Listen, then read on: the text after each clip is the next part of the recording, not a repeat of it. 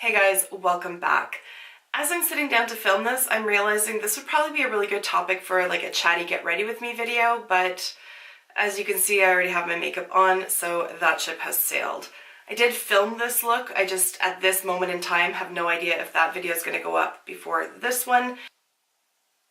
I wanted to share what I've learned in 10 years of practicing divorce law. This isn't legal advice, this isn't telling you how to resolve any issues that you may have, it's just food for thought. So, having said that, let's do this. So in a recent video that I did, I said that I would never do a channel dedicated to family law. And I still stand by that. I have no interest in putting legal advice out into the interwebs. That's why this video is not legal advice. I'm speaking very generally in terms of things that I have seen over and over again. And if it's helpful, that's the goal. I really hope that it is. But it really is, as I said, just sort of food for thought, just things to take into consideration.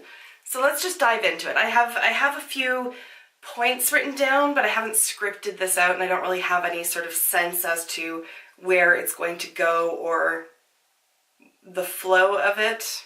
I never really do. But there are some things that I wanted to just mention in and around the world of separation and divorce. So let's back it up and talk about when people are entering into these kind of relationships. Very, very rarely do I get clients at the end of a relationship who actually have a prenuptial agreement or a marriage contract, as we call them in Ontario. So I think there's this overarching idea that A, they're highly unromantic to talk about. I mean, you're talking about how you're going to resolve property issues and things like that when you're still planning your wedding. Or a lot of times, like for example, when I got married to Barry, neither one of us had anything. There was nothing to protect. So it seemed ridiculous at that point to actually spend the money on lawyers to create a contract protecting what we didn't have. But the reality is that divorce is quite prevalent in our society nowadays. And sometimes that happens 20, 30 years down the road. So while you may not have had anything at the time that you were married, that is likely not the same statement 30 years later. People will have pensions through their work, or they'll own a property, or whatever the case may be. They've paid into a savings account of some sort. So sitting down and having those kind of conversations, even though it may seem very theoretical and very unromantic, it actually is kind of romantic in a way, in that one of the biggest stressors in a marriage is money.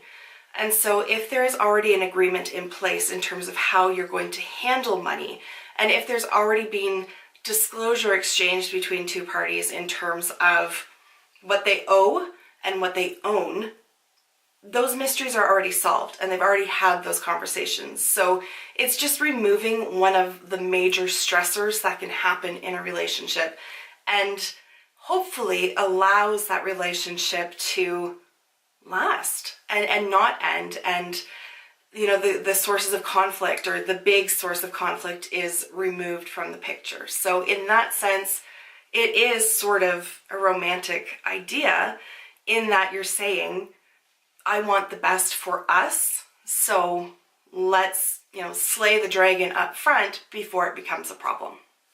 Another point to note before making the decision to commit yourself to somebody for life is really looking at what your deal breakers are and really looking at the person that you're considering entering into this relationship with. Look at your deal breakers. Look at what you may be tolerating at this point and try to project that forward. Try to project children into the equation as well. If there's something that this person does that you're barely hanging on to as it is, imagine what that would look like if you have children in the mix as well. Is it something that is going to create risk? Is it something that is just going to continue to eat at you? All of those kind of things. I hear it a lot from clients in terms of well, we always did this, or we always argued about this, or we always had fights because of this. And there's always this hope that somebody's going to change, and very rarely does that actually happen.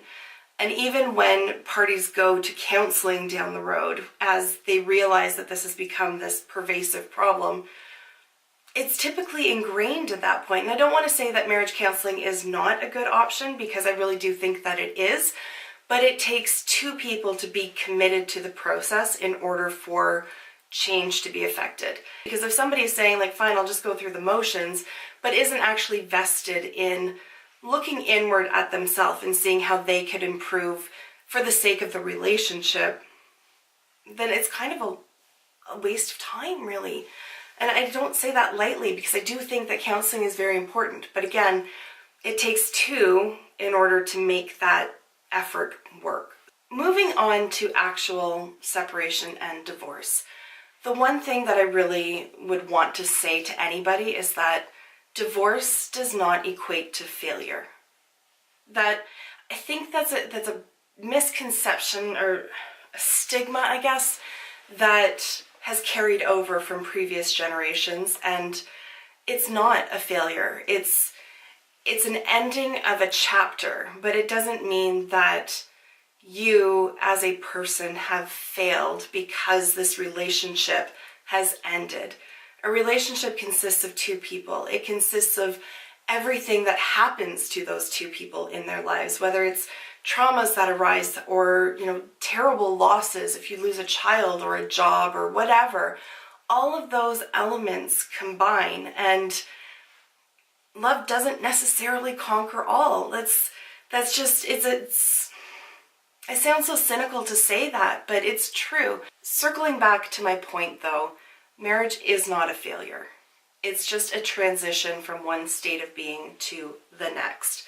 And I tell clients all the time, you may not be a family anymore, but you are still family. So people that are parents, they're always going to be connected in a way. Whether that's a positive or a negative depends on the actual relationship and the players in there, but they are connected by virtue of the fact that they have children together. So to view it as a failure, I think that's just assigning blame where blame does not need to be assigned. And finally, I want to say that divorce in and of itself is not what harms children. Warring parents harm children. So when children are exposed to their parents' conflict, and especially when they're put in the middle of it, so one parent is saying, your mom is such a so-and-so to the child, or your dad is such a this or that, those kind of things have a huge impact on children. And I wish I could tell every person, whether it's my client or the other side, to just knock that off.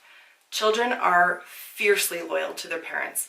So being told to keep secrets from one, or being told negative things about the other, they don't understand that. They don't get it, and they internalize it, and they start to think that everything is their own fault. And that is not fair to them. And so having parents who are just consistently in conflict with each other just creates havoc for these poor children. So if you have to have arguments and discussions and whatever, do it where your kids aren't around. And for the love of God, please do not say negative things to your children about their other parent.